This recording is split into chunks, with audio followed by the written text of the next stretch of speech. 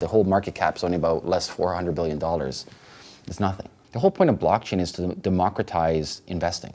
Everyone is smart enough to lose money or make money.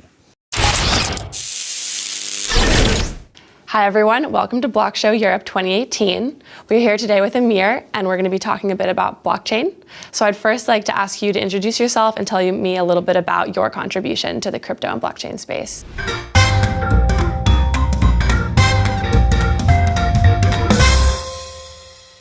And my name is Ameer Rosic. I've been a serial entrepreneur for my whole life. Actually, I've been involved in the blockchain space way before any of this ICO craze for the last 4 or 5 years. In the last 2 years, I've been focusing on building BlockGeeks, and what BlockGeeks does is we train developers online. So we're an agnostic platform. So we do Solidity training, C++ training, we'll do Cosmos, we'll do Rootstock, we'll do EOS, we'll do everything. And pretty much we help you as a developer get onboarded in the blockchain space as a developer. Great. So blockchain is becoming a bit of a buzzword recently. Sure. So I wanted to ask you, how do you think you can keep blockchain mainstream without it becoming too much of an overused phrase that's just thrown around? How do you keep it real and keep the development going forward? I don't think so an individual can keep it real or stop where it's going to go, right? There's a Buddhist saying, it is how it should be, right? There is no right or wrong. There's actually 3 different worlds in here.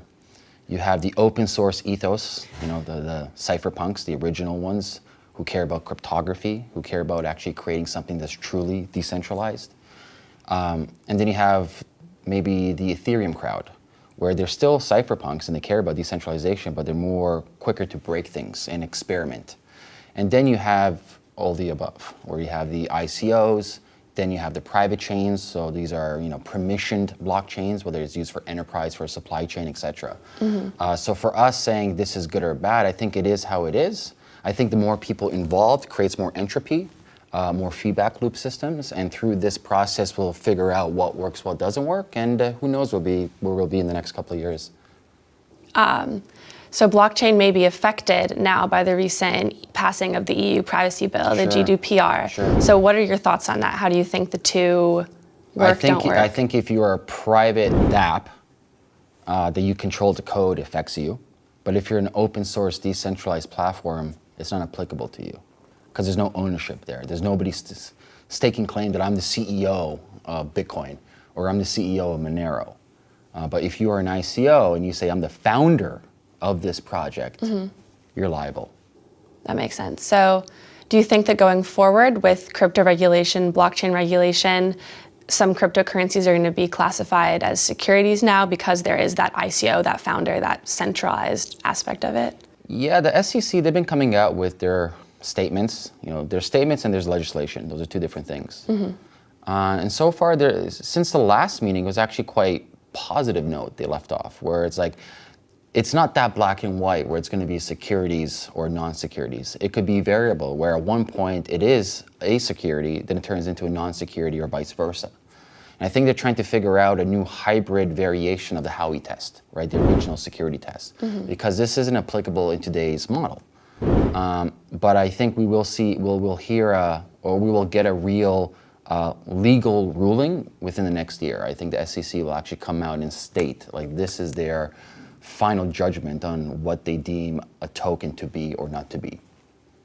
So since you said you've been in this space for a long time, how do you feel like the public has been reacting to it from the beginning and now? What are the differences you see in the main players? Well, pre-circa 2017, it was very focused on real businesses. Like there was focus on cryptography, technologies, focus on the true ethos of blockchain. After during the ICO craze, that kind of like fell through because everyone's building on top of these platforms and they're assuming people are building on these platforms, which is a big assumption, which is not the case, right? There's very limited people building these big protocols. And so I think right now, greed is a hell of a thing. And a lot of people see an opportunity to raise money that they couldn't raise money before. My stance on ICOs is short term, I'm not a big fan of them. Long term, I am a fan of them, right? You have a technology hurdle you got to solve. You have the legal hurdle you got to solve. And what I mean by legal is like the whole point of blockchain is to democratize investing. I hate it. I hate this fact that my mother can go spend millions of dollars at a casino, which is original token, right? You give cash, you get a token. Yeah. She can go buy the lottery ticket and she can buy $1 million worth of lottery ticket, but God forbid, they're saying she's too dumb to invest in a company, right? And so when these securitized tokens come out again, or they want to create this, they want to take the blockchain and make it securitized, it defeats the whole purpose of it. It's like, once again, I'm a credit investor and I hate that rule. I absolutely hate it that I'm only allowed to invest. Everyone is smart enough to lose money or make money. And so what we're seeing in the next 2-3 years is still focusing on the technology. You can have all the regulations up here, but the fundamental issue is the technology is still naive, right? It's very new. We have a couple of years to build out the protocols, whether it's Ethereum, EOS, Rootstock, Cosmos, Polkadot coming out next year, etc. These are all big theories, and theories that haven't been shipped out to the market yet, and they haven't been under stress tests yet, to the big degree. Because think about it, the whole market cap is only about less $400 billion. It's nothing, right? What happens when we have trillions of dollars and multiple smart contracts and actual people's like pension plans on this, right? It's a serious deal. So we have a long way to go before we actually see like legitimate use cases of this technology for the broader audiences. And what concrete steps need to be taken in order for that to happen? Does it involve regulation on a global scale, not global scale? No, I think this has nothing to do with regulation. This has to do purely with the technology. Thinking like baby steps. It's like we have to, okay, you're an ICO. Let's say hypothetically your token does make sense, like one of the rare ones out of like millions, right? Okay, cool. There are some that make sense, right? You can do 14 transactions a second. You know what I mean? Yeah. So you can't even feasibly build a scalable company. You're at the mercy of the protocol, regardless of if you go here or there, all these different platforms currently today. And so I think a lot of the people who want to build these startups, they need to focus on the reality of like the technology is still not here yet. So you mean like second layer solutions like Lightning Network? Yeah, second layer is needed, whether it's Lightning Network, whether it's Plasma, whether it's proof of stake, whether it's delegated proof of stake for EOS, whatever it may be, it doesn't really matter. I think the more the better to see what works, what doesn't work.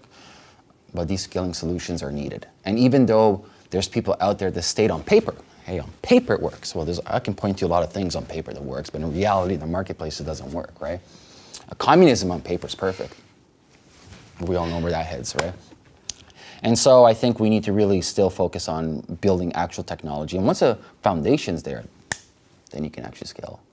All right. Thank you so much for sharing your thoughts on blockchain and crypto and for coming to Block Show Europe. And my pleasure. Thank you so much. Cointelegraph. Like, subscribe, and hodl.